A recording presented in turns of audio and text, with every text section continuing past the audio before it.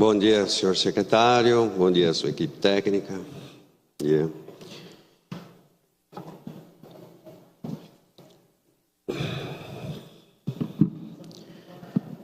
É mais uma vez lamentável observar que uma secretaria tão importante como a do meio ambiente seja cópia de orçamentos pífios, né, de outras secretarias também de igual importância. A cidade de Guarulhos, desculpem, eu amo essa cidade, estou aqui há 60 anos. Eu lembro quando eu era criança, levantava de manhã e via a névoa, que não existe mais. A cidade era muito arborizada, hoje está praticamente devastada. E nós não vemos ações no sentido de recuperação disso. Nós temos hoje um aeroporto internacional que despeja na nossa cabeça diariamente toneladas de poluição de querosene de avião. Nós temos os nossos córregos, rios, todos contaminados, verdadeiras correntes de esgoto a céu aberto. Nós vemos prédios e mais prédios serem construídos, árvores removidas e mortas, quando poderiam estar sendo removidas para outros lugares. Hoje existe equipamento e recurso para isso, não precisa destruir a árvore. Nós estamos com uma cidade doente por conta desse meio ambiente podre que é a nossa cidade. Haja visto as filas imensas nos hospitais, haja visto as farmácias que a cada dia que passa aumentam. Cada esquina tem uma farmácia. Isso é um péssimo sinal. Então, nós não estamos considerando bem o meio ambiente. Eu penso que 37 milhões para uma secretaria tão importante, dos quais mais de 30 é só para pagar salário. É um absurdo. Mas, enfim, eu gostaria que o senhor esclarecesse, embora já tenha detalhado alguma coisa, quem são essas pessoas jurídicas? Eu tenho visto aqui todos os orçamentos têm isso, não fica bem claro, né? 2 milhões e pouco, mais 620 aí no fundo de meio ambiente. Gostaria de saber do senhor o que mais detalhes sobre isso. Não precisa ser um detalhe muito específico, porque a gente vai ter acesso depois, mas para que o nosso público, em especial que está assistindo aí a TV Câmara, possa ter conhecimento onde o dinheiro público é gasto. Muito obrigado. Perfeitamente. Primeiro, só um comentário antes de responder. Obviamente, todos os cidadãos brasileiros têm o que lamentar em relação ao meio ambiente.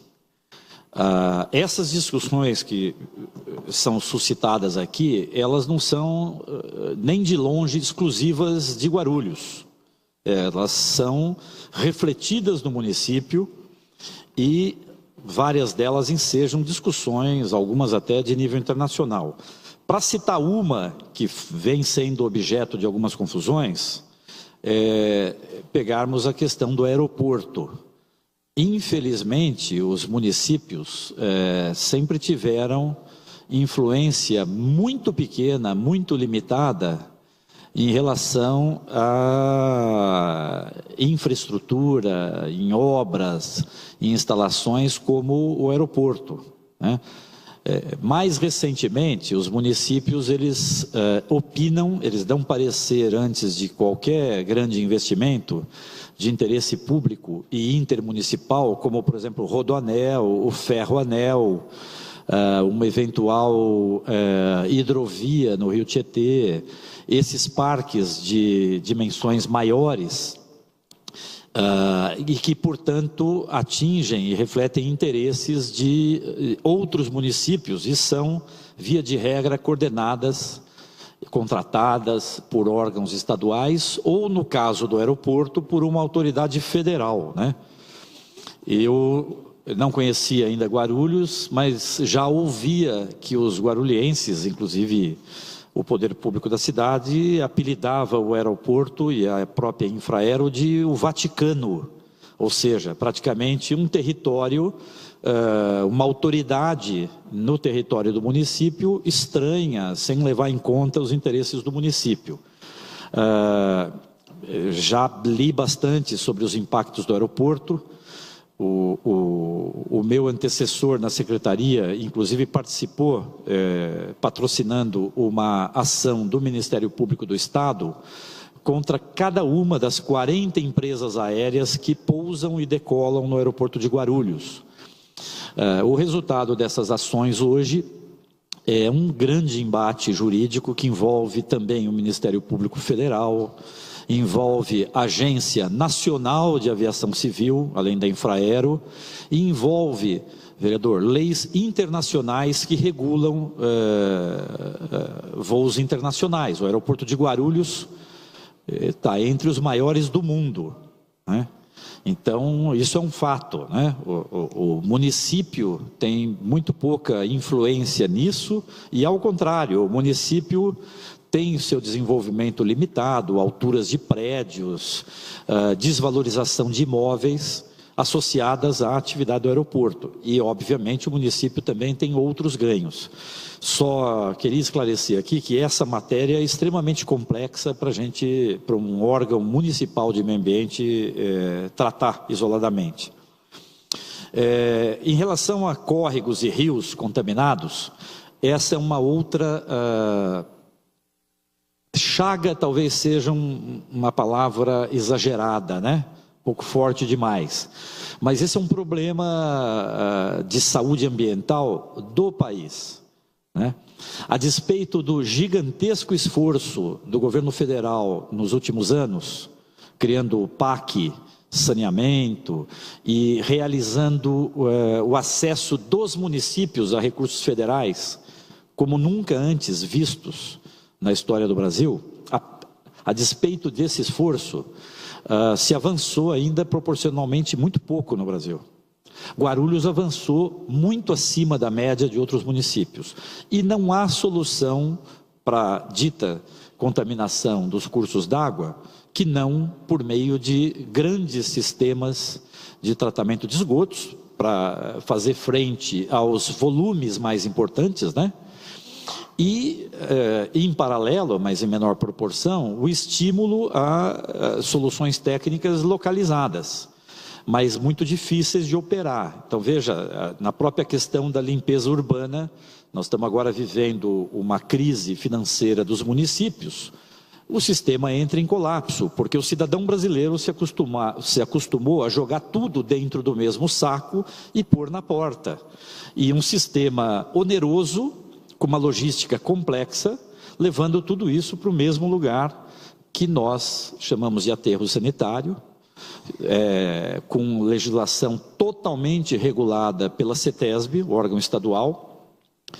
Se nós visitarmos um aterro sanitário, ele se assemelha muito a uma mina, a uma atividade de mineração, mas é uma mineração reversa, né? Então, os aterros pegam cavas, buracos e vão preencher com resíduo diariamente, né? Como ali vai misturado matéria orgânica, embalagens, papel, plástico, metais e até coisas que o cidadão decida jogar no meio desse resíduo, porque é muito difícil de fiscalizar. Como é que nós vamos fiscalizar cada economia, cada residência do município, fora as outras atividades que são potencialmente poluidoras? Então, nós estamos precisando de uma grande mudança de mentalidade. E gostaria de deixar aqui meu testemunho, que não é um órgão municipal com uma gerência de educação ambiental ou um esforço de educação ambiental que vai reverter isso. Nós precisaríamos do engajamento das grandes mídias nacionais para ajudar uma mudança de mentalidade. A educação formal, nossas escolas, nossas faculdades ajudariam muito, mas o alcance que elas têm é de médio e longo prazo. Então, e não estou transferindo a responsabilidade do poder público para o cidadão também. A própria política nacional de resíduos sólidos fala em responsabilidade compartilhada. Agora, essa responsabilidade, e aqui já procurando responder uma das suas colocações, nós estamos falando sempre de serviços prestados por empresas, né? E por força de um contrato. Então nós temos um histórico aqui, uma tradição de promover editais de contratação. Esses editais são disputados, eles são baseados em legislação específica da área. Por exemplo, o contrato de resíduos sólidos é um contrato para um município como de Guarulhos enorme, né? Como é que se aprimora esse contrato? Seguindo a legislação brasileira. São sistemas concorrenciais. Como eu citei aqui, a nossa tentativa de informatizar o nosso sistema, você cai numa licitação disputada por empresas que têm acesso ao Poder Judiciário, podem questionar na esfera ainda administrativa, podem ir ao Poder Judiciário. Você tem Tribunal de Contas acompanhando isso no detalhe e portanto, são prestações de serviço polêmicas, conflituosas. Está muito fora do nosso alcance definir essas questões. Bom, de fato, Guarulhos, nos últimos, vamos dizer, 8, 10 anos, se constituiu num mercado imobiliário importante na Grande São Paulo, né? A gente já citou isso aqui várias vezes. Essa casa já abrigou audiências de planejamento metropolitano, né? O próprio PEDUI, capitaneado pela Implaza. Então esse é um fenômeno também do capitalismo, né? O mercado imobiliário, ele, para atender demanda, busca os chamados vazios urbanos, que seriam o quê? Terrenos desvalorizados do ponto de vista mercadológico, e são empresas que buscam maior ganho, a maior taxa de retorno para o capital investido. Essa é uma regra do capitalismo e não da legislação do município. Então a gente assistiu, vem assistindo, por exemplo, regiões da cidade como aqui o Itapejica, tendo antigas plantas industriais sendo convertidas para condomínios fechados, de médio alto padrão. É uma dinâmica que nós não podemos, o poder do município de interferir é bastante limitado.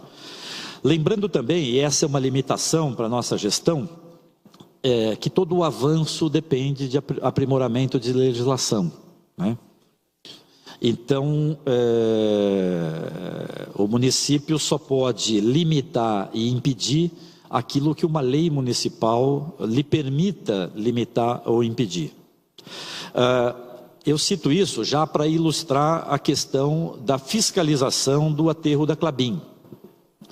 Conforme já fartamente demonstrado e assumido pelo Ministério Público Estadual, pela CETESB, aquele empreendimento é de competência exclusiva da CETESB, no acompanhamento, na fiscalização, no questionamento, na aplicação de sanções, de multas, cálculo de danos ambientais. Nós estamos falando ali de uma atribuição exclusiva do órgão estadual. Então, é importante deixar isso claro. Obviamente, nós temos limitações de fiscalização, porque essa é uma dinâmica que Quem conhece a região metropolitana já assistiu essa questão no trecho oeste do Rodoanel, assistiu essa questão no trecho sul do Rodoanel, que corta ali o ABC, assiste aqui no trecho leste, embora o trecho leste seja mais, do ponto de vista urbanístico, mais vazio, e estamos assistindo também aqui no trecho norte, que corta Guarulhos, que o próprio empreendimento gera uma dinâmica de populações. Então, aqueles moradores que são deslocados de uma área do empreendimento do Rodoanel, ele já busca, nós estamos falando aqui de população de baixa renda, com grande dificuldade de se fixar num território, e muitas vezes, quando se fixa, depende da proximidade com o emprego, com o mercado de trabalho. Então, nós já estamos falando de populações impactadas, historicamente, por fluxos migratórios. As pessoas vêm de outras regiões se adaptar a uma vida urbana. E estamos falando de um fenômeno que não é brasileiro, é de país em desenvolvimento, na América Latina. O Banco Mundial tem estudos com mais de 30 anos, mostrando a fragilidade e a mobilidade dessas populações no território. E, obviamente, nós estamos falando de cidadãos, de uma parte da população que não tem recursos de comprar, por exemplo, um lote urbanizado, com toda a infraestrutura. Isso é inatingível. Então, o fenômeno que nós estamos assistindo aqui, fora uma oportunidade gerada por prestadores de serviços de um empreendimento desse porte, caminhões e máquinas, e esse impacto é muito difícil para uma estrutura municipal não preparada para isso fazer frente. Então, obviamente, nós temos uma crise, e aqui em Guarulhos eu diria que é uma crise permanente, em termos de fiscalização. Um aprimoramento que nós buscamos no período em que o vereador Eduardo Soutor dirigiu a Secretaria de Serviços Públicos, e até por uma iniciativa inicial dele, uma iniciativa, nós fizemos a transferência de parte da fiscalização da SEMA para a Secretaria de Serviços Públicos, para aprimorar uma fiscalização urgente, que é a de resíduos no município, Guarulhos sofre com um volume de descarte irregular de resíduos, eu acredito que acima da média. Quer dizer, isso é um problema dramático, antigo e permanente do município. O próprio aterro da Klabin sofre menos, mas sofre esse tipo de impacto. Esse aterro recebe materiais, solos de toda a região metropolitana. Então, nós estamos falando que hoje não tem mais aquele município isolado, e é muito sadio que o órgão estadual fiscalize e dê conta desse tipo de empreendimento.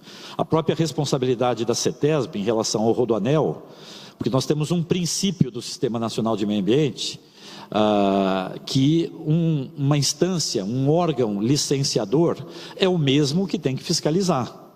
Então, se eu tenho uma atribuição que é do nível estadual, eu não posso transferir para o município a responsabilidade pela fiscalização daquilo que foi licenciado. Assim como um empreendimento que tem impacto interestadual, eu posso fazer de maneira delegada ao município, ao Estado, mas o Estado tem que concordar com isso e se preparar para isso. A mesma coisa em relação ao município. Todas as modalidades de licenciamento e fiscalização que o município exerce, ou foram fruto de um convênio com a CETESB, ou estão explicitamente na legislação delegadas ao município. Então é importante que a gente não faça esse tipo de confusão, tá ok?